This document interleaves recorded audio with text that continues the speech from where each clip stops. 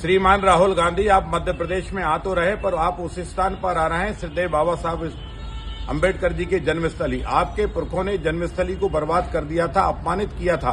Bharatiya Janata party की सरकार, सुखदेवलाल पटवा जी की सरकार ने बाबा साहब के अंबेडकर जी के जन्मस्थल का जो है विकास किया। अटल बिहारी वाजपेयी जी ने विकास किया।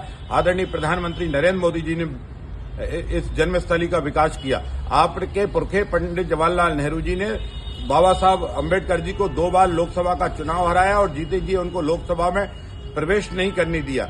आपकी नानी श्रीमती इंदिरा गांधी जी ने एक बार नहीं, लगभग 25 से 30 बार भारत के संविधान जो बाबा साहब अंबेडकर जी ने बनाया था उस संविधान को बदला।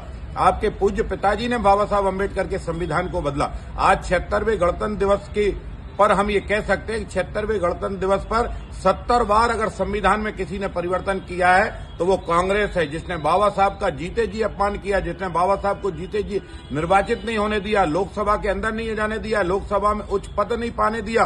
बाबा साहब की आवाज को बार बार कांग्रेस ने दबाने की कोशिश की। श्रीमान राहुल गांधी जी, अगर आप माफी मांगे बाबा साहब के अनुयायियों से, बाबा साहब से नाक रगड़कर माफी मांगे। जो पाप, जो अपमान बाबा साहब का आपके पुरखे पंडित जवाहरलाल नेहरू जी ने, श्रीमती इंदिरा गांधी जी ने, श्रीमान राजीव गांधी जी ने और किया है, उससे ज्यादा अपमान कोई कर नहीं सकता।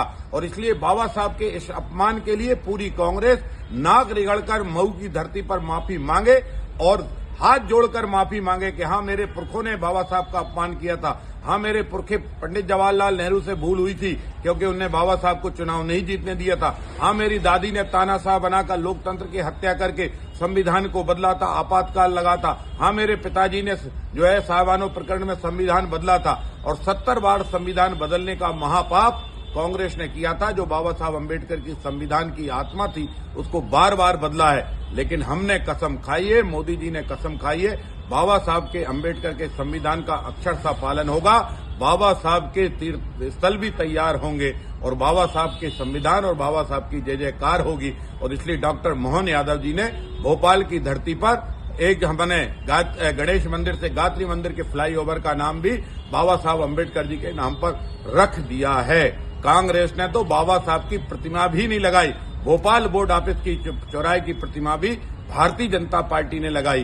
कांग्रेस ने बाबा साहब का बहुत अपमान किया है। इस अपमान के लिए एक बार नहीं, राहुल गांधी 100 बार नाक रगड़ो और माफी मांगो।